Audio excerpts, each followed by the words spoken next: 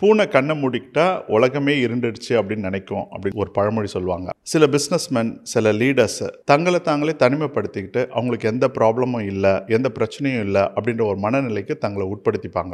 இது ரொம்ப காமன். ஒரு பிஸ்னஸ்மேன் பண்ணுற விஷயங்கள்ல ரொம்ப காமன். அவங்கள தனிமைப்படுத்திக்கிறது, பிரச்சனைகள்லேருந்து விலகி நிற்கிறது, இது ஒரு முக்கியமான ஒரு அம்சம். இந்த அம்சத்தை நீங்கள் கடைப்பிடிச்சிங்கன்னா, அதாவது உங்களை தனிமைப்படுத்திக்கிட்டு பிரச்சனைகளெல்லாம் டச்சே பண்ணாமல் நீங்கள் உங்களை மன நிம்மதியாக மட்டும் வச்சுக்கிட்டாலே நீங்கள் சக்சீட் ஆகிடுவீங்க அப்படின்ற மாதிரியான சூத்திரங்கள்லாம் சொல்கிறாங்க. ஆனால் இது சக்ஸஸ்க்கான சூத்திரம் கிடையாது, இது தோல்விக்கான சூத்திரம் அப்படின்னு சொல்லிட்டு டொனால்ட் கோ சொல்கிறார். Welcome to lessons from books. Donald கோ அவர்கள் எழுதிய 10 Commandments ஃபார் பிஸ்னஸ் ஃபெயிலியர் அப்படின்ற புத்தகத்தை நம்ம ஒவ்வொரு வீடியோவாக ஒவ்வொரு சாப்டராக பார்த்துட்ருக்குறோம். இன்றைக்கி நம்ம பார்க்க போகிறது 3வது விதி. இதுக்கு முன்னாடி 2 வீடியோஸ் இருக்கும், அதை பாருங்கள். அதனுடைய தொடர்ச்சி தான் இது. இந்த வீடியோவை நீங்கள் தனியாகவும் பார்க்கலாம். இந்த வீடியோவில் தோல்விக்கான ஒரு 3வது விதியை அவர் சொல்கிறார். ஐசோலேட் யுவர் செல்ஃப், உங்களை தனிமைப்படுத்திக் கொள்ளுங்கள். அதாவது நீங்கள் வெளி உலக தொடர்பெல்லாம் விட்டுட்டு ஒரு CEO ஒரு ரூமில் உட்காந்துட்டு நல்லா திங்க் பண்ணுங்கள், உங்களை ஐசோலேட் பண்ணிக்கோங்க. உங்களுக்கு நல்லா ஆமாசாமி போடுறவங்கள வச்சுக்கோங்க, பிரச்சனைகளெல்லாம் எதுவுமே பார்க்காதீங்க. இந்த மாதிரி ஒரு முடிவை நீங்கள் எடுத்தீங்கன்னா கண்டிப்பாக உங்களுக்கு தோல்வி தான் மிஞ்சும். அதாவது தங்களை ஐசோலேட் பண்ணுறது மூலமாக நிறைய பேர் மன நிம்மதியை தேடுறான் அப்படின்னு சொல்லிட்டு பிஸ்னஸை பாழ்படுத்திடுறாங்க. பிஸ்னஸில் எப்போவுமே நீங்கள் எல்லோரோடையும் கனெக்டடாக இருக்கிறது முக்கியம். குறிப்பாக உங்களுடைய டீமோட, உங்களுடைய கஸ்டமர்ஸோட, உங்களுடைய மார்க்கெட்டோட எப்போவுமே நீங்கள் கனெக்டடாக இருக்கணும். அப்போ தான் பிஸ்னஸ் டெவலப் ஆகும். நிறைய பிஸ்னஸ்மேன் சக்ஸஸில் ஒரு கட்டத்தை தாண்டிட்டாங்கன்னா தங்களை தாங்களே தனிமைப்படுத்திப்பாங்க. ஸோ இது அவங்களுடைய பிஸ்னஸினுடைய அழிவுக்கு, வீழ்ச்சிக்கு காரணமாக அமைஞ்சிருது. இதை பற்றி இவர் நிறைய கேஸ் ஸ்டடிஸோட டொனால்ட்க்கு இந்த புக்கில் சொல்கிறாரு. இதில் ஒரு பிஸ்னஸ் கேஸ் ஸ்டடியை விட ஒரு ஹிஸ்டாரிக்கல் கேஸ் ஸ்டடி ரொம்ப முக்கியமானது. அடால்ஃப் ஹிட்லர் 2ஆம் உலக போகிறப்போ தன்னை தனிமைப்படுத்திக்கிட்டார்.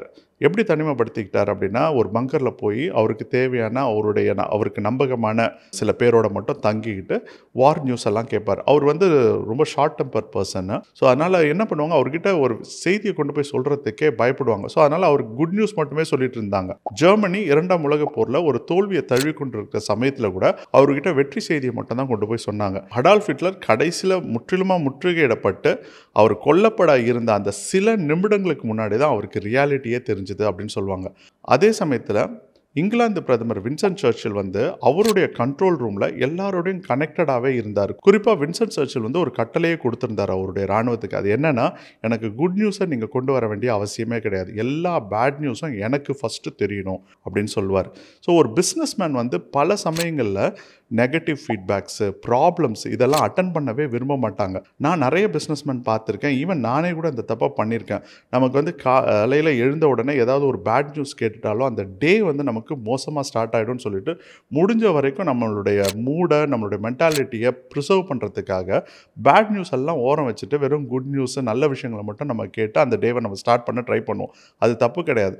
ஆனால் அதே சமயத்தில் பிரச்சனைகளை அன்அட்டெண்டடாக விடும்பொழுது அது நிறைய ப்ராப்ளம்ஸ் வரும். குறிப்பாக கஸ்டமருடைய ஃபீட்பேக்ஸ் எல்லாம் பார்த்தீங்கன்னு வச்சுக்கோங்களேன், நெகட்டிவ் ஃபீட்பேக்ஸ் எல்லாம் கம்ப்ளீட்டாக புறக்கணிச்சிட்டு வெறும் பாசிட்டிவ் ஃபீட்பேக்ஸை மட்டும் உங்கள் டீம் மெம்பர்ஸ் உங்கள் கையில் எடுத்துகிட்டு கொடுப்பாங்க. இதுவும் இந்த மாதிரியான ப்ராப்ளம்ஸை க்ரியேட் பண்ணும். இதுவும் ஐசோலேஷனுடைய ஒரு விதமான நிலைமை. குறிப்பாக இது எப்போ பெரிய ப்ராப்ளம் ஆகும்னா, உண்மையாலுமே உங்கள் பிஸ்னஸ் ஒரு பெரிய நெருக்கடியில், பிரச்சனையில் இருக்கும்பொழுது நீங்கள் உங்களை தனிமைப்படுத்திட்டிங்கன்னா அது நிறைய ரூமர்ஸை இன்க்ரீஸ் பண்ணி விட்டுடும் உங்களை பற்றி, உங்கள் பிஸ்னஸை பற்றி எல்லாமே. ஸோ எப்போவுமே நீங்கள் உங்களுடைய மார்க்கெட்டோட, உங்களுடைய இன்வெஸ்டர்ஸோட, உங்களுடைய டீமோட, உங்களுடைய கஸ்டமர்ஸோட கனெக்டடாக இருக்கிறது ரொம்ப முக்கியம். எஸ்பெஷலி பிரச்சனைகள் அதிகமாக இருக்கும்போது you should be more connected. So அப்படி இருந்தால் தான் இந்த ப்ராப்ளம்ஸ் எல்லாம் சால்வ் பண்ண முடியும். ஆனால் நிறைய பிஸ்னஸ்மேன் எங்கே போய் ஒளிஞ்சிக்கலாம், எப்படி நம்ம அதை தவிர்க்கலாம், எப்படி பிரச்சனைகளை தள்ளி போடலாம் அப்படின்னு யோசிப்பாங்க. அதை நேரெதிர்கொண்டு அதை சால்வ் பண்ணுறதுன்றது ரொம்ப முக்கியம் அப்படின்னு சொல்லிட்டு டொனால்ட் கோ சொல்கிறார்.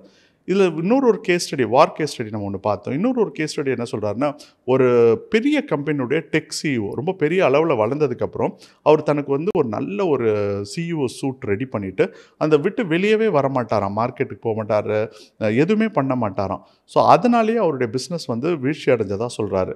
இதுக்கு இன்னொரு நல்ல எக்ஸாம்பிள் CS அப்படின்னு சொல்லிட்டு ஒரு அமெரிக்காஸ் லார்ஜஸ்ட் ரீட்டைலர் இருந்தாங்க. அவங்க அவங்களுடைய வேலைகளை மட்டுமே தங்கள் பிஸ்னஸை மட்டுமே அவங்க பார்த்துட்டு இருந்ததுனால அவங்கள சுற்றி நடந்த மார்க்கெட் சேஞ்சஸ் அவங்க கவனிக்காமல் விட்டுட்டாங்க. ஸோ அதனால் வால்மார்ட், அமேசான்லாம் வந்ததுக்கப்புறம் அவங்களுடைய கம்ப்ளீட் மார்க்கெட் ஷேரை இழந்துட்டாங்க. ஸோ இந்த மாதிரி நிறைய கம்பெனி எஸ்பெஷலி சக்ஸஸில் இருக்கும்போதும் சரி, ஃபெயிலியரில் இருக்கும்போதும் சரி, பிஸ்னஸ் அப்படின்னாலே ஏற்ற இறக்கம் இருக்கும். வெற்றி இருக்கும்போதும் சரி, தோல்வி இருக்கும்போதும் சரி, தனிமைப்படுத்திக் கொள்வதுன்றது ஒரு நல்ல ஸ்ட்ராட்டஜி கிடையாது. நம்மளை அறியாமல் அதை நம்ம பண்ணுவோம். ஸோ அதை வந்து முற்றிலுமாக தவிர்க்கணும் அப்படின்னு சொல்கிறாரு. நம்ம ஊரில் நிறைய எக்ஸாம்பிள்ஸ் இருக்குது. இப்போ கூட நம்ம பார்க்கலாம். நல்ல சக்ஸஸ்ஃபுல் பிஸ்னஸ்மேன் எல்லாம் பார்த்தீங்கன்னா அவங்க எப்போவுமே அவங்க கஸ்டமர்ஸோட கனெக்டடாக இருப்பாங்க. நீங்கள் ரெஸ்டாரண்ட் ரன் பண்ணுற பிஸ்னஸ்மேன் பார்க்கலாம், டெக்ஸ்டைல் ஷாப்ஸ் ரன் பண்ணுற பிஸ்னஸ்மேனை பார்க்கலாம். அவங்க அவங்க கஸ்டமர்ஸோட பக்கத்துலேயே இருப்பாங்க, கஸ்டமர்ஸை கேட்டுக்கிட்டே இருப்பாங்க. அசீம் பிரேம்ஜி வந்து விப்ரோ வந்து ஒரு பெரிய டிஸ்ட்ரிபியூட்டராக இருந்தாங்க ஐடி ப்ராடக்ட்ஸுக்கு. அவர் எந்த ஒரு சிட்டிக்கோ அல்லது எந்த ஒரு பிஸ்னஸ் விசிட்க்கோ போனாலோ அவருடைய ரீசெல்லர்ஸ், அவருடைய பார்ட்னர்ஸ், கடைநிலை ஊழியர்கள் எல்லாரையுமே போய் சந்தித்து பேசுவார். அதை வந்து அவங்களுடைய டீம் வந்து ப்ரெடிக்டே பண்ண முடியாது. அவர் அதுக்கான லிஸ்ட்டை அவர் ப்ரிப்பேர் பண்ணிட்டு தான் வருவார் அப்படின்னு சொல்லுவாங்க. இந்த மாதிரி ஒவ்வொரு பிஸ்னஸ்மேனும் தங்களுடைய கஸ்டமர்ஸோட, தங்களுடைய இன்ஃப்ளூயன்சஸோட அவங்க கனெக்டடாக இருக்கும் பொழுது அவங்களால பிஸ்னஸில் சக்ஸஸ்ஃபுல்லாக வர முடியும். இதுதான் வந்து நமக்கான டேக்அவே. இதில் இந்த 3வது விதியை பற்றி பேசும்பொழுது டொனால்ட்கு வந்து ஒரு 2 அற்புதமான கோட்டை சொல்கிறார். அதை நான் இந்த இடத்துல மென்ஷன் பண்ண விரும்புகிறேன். Whatever you do in your life, surround yourself with smart people who will argue with you. நீங்கள் ஒரு டீம் செட் பண்ணுறீங்க, அந்த டீமோட நீங்கள் அதிகமாக இன்ட்ராக்ட் பண்ணுவீங்க அப்படின்னா உங்களுக்கு ஆமாசாமி போடுற ஆளுங்களை பக்கத்தில் வச்சுக்காம உங்களை எதிர்த்து கேள்வி கேட்குற, உங்களுக்கு ஆர்கியூ பண்ணுற, உங்களை சேலஞ்ச் பண்ணுற பீப்புளை வந்து உங்களோட வச்சுக்கோங்க. ஸோ உங்கள் டீம் வந்து உங்களை சேலஞ்ச் பண்ணணும். ஒபீடியண்ட்டாக உங்களோட அலைன்மெண்ட்டில் இருக்கிற டீமாக இருந்தாலும் நீங்கள் சொல்கிறது எல்லாத்துக்கும் அவங்க வந்து ஆமாம் போடணும்னு அவசியம் கிடையாது. உங்கள் டீம் ஆகட்டும், உங்களுடைய கஸ்டமர்ஸ் ஆகட்டும், ஸோ யார் அது ஹார்ட் பீப்புள் இருக்காங்க பார்த்தீங்களா, ஓப்பனாக இருக்கிறாங்க இல்லையா, அவங்களோட நீங்கள் வந்து எப்போவுமே தொடர்பில் இருக்கணும். இந்த அணுகுமுறை உங்களுக்கு ஒரு நல்ல சக்ஸஸை கொடுக்கும். இன்னொரு கோட் சொல்கிறார். A desk is a dangerous place from which to view the world. அதாவது ஒரு மேஜையில் உட்காந்துக்கிட்டு இந்த உலகத்தை பார்க்குறதுன்றது தான் மிக ஆபத்தான பார்வை அப்படின்னு சொல்கிறாரு. நிறைய பிஸ்னஸ்மேன் வந்து அவங்களுடைய டேபிளில், அவங்களுடைய டெஸ்கில் உட்காந்துட்டு பல விஷயங்களை சால்வ் பண்ண ட்ரை பண்ணுவாங்க. அதுக்கு பதிலாக அது அவங்க ஃபீல்டில் போயோ அல்லது ஃபேக்ட்ரியில் போயோ அவங்க கஸ்டமர்கிட்ட பேசியோ இதை சால்வ் பண்ண முடியும். நீங்கள் டெஸ்க்லேயே உட்காந்துட்டு இருக்கும்போது பிரச்சனைகள் இன்க்ரீஸ் ஆகும்.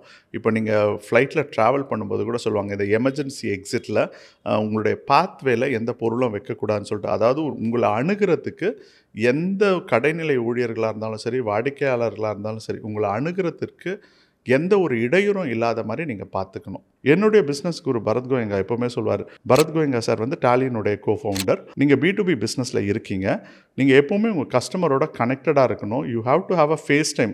இதை வந்து நாங்களே பல சமயத்தில் இதனுடைய அருமையை உணர்ந்துருக்கிறோம். எப்போல்லாம் நம்ம கஸ்டமர்ஸோட கனெக்டடாக இருக்கிறோமோ அந்த சமயத்தில் கஸ்டமர்ஸ் நமக்கு ஹெல்ப் பண்ணுறாங்க. குறிப்பாக டிஃபிகல்ட் கஸ்டமர்ஸ். நீங்கள் வந்து சில கஸ்டமர்ஸ் வந்து உங்களை வந்து பயங்கரமாக கிரிட்டிசைஸ் பண்ணுவாங்க, பயங்கரமாக வேலை வாங்குவாங்க, உங்களுக்கு நெருக்கடியும் அதிகமாக கொடுப்பாங்க. ஸோ அந்த மாதிரியான கஸ்டமர்ஸ் தான் நம்மளை வந்து வளர்க்குறதுக்கு, நம்மளை ரிவ்யூ பண்ணுறதுக்கு, நம்மளை அடுத்த லெவலுக்கு எடுத்துகிட்டு போகிறதுக்கு ஹெல்ப் பண்ணுறாங்க. ஸோ நல்ல விஷயங்களை மட்டும்தான் கேட்டுட்டு நல்ல பாராட்டு மழையில் மட்டும்தான் நனையணும் அப்படின்றது கிடையாது. நம்ம ஃபீட்பேக்கை கரெக்டாக வாங்கி அதை வந்து நம்ம ப்ராசஸ் பண்ணுறது மூலமாகவும் அடுத்த கட்டத்துக்கு நம்மளுடைய பிஸ்னஸை எடுத்துகிட்டு போகலாம். 3வது கமாண்ட்மெண்ட்ஸை பார்த்துட்டோம். இப்போ 4வது கமாண்ட்மெண்ட்ஸுக்கு போவோம். அடுத்த வீடியோவில் சந்திப்போம். brandpully.com பிஸ்னஸ்மேன், கிரியேட்டர் இவங்க 2 பேரும் ஒரு காம்படிட்டிவ் மார்க்கெட்டில் கான்டென்ட்டை வச்சு எப்படி வின் பண்ணுறது அப்படின்றத சொல்லித்தரதுக்கான ஒரு அகாடமி அண்ட் ஸ்டுடியோவாக இருக்குது. எங்களோட கனெக்ட் பண்ணுறதுக்கு எங்களுடைய WhatsApp channel, LinkedIn and Instagram பேஜை ஃபாலோ பண்ணுங்கள்.